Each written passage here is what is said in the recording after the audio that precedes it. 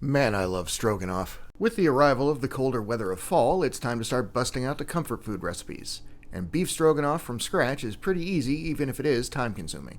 I started by cubing up a 2.5 pound London broil and coated it with a packet of Lipton beefy onion soup mix, salt, pepper, and garlic, and some wash your sister sauce, and let that marinate in the fridge for 4 hours. Then I transferred that to a stock pot and cooked it on high for about 10 minutes before adding 3 cups of low sodium beef broth and half a tub of sour cream with chives.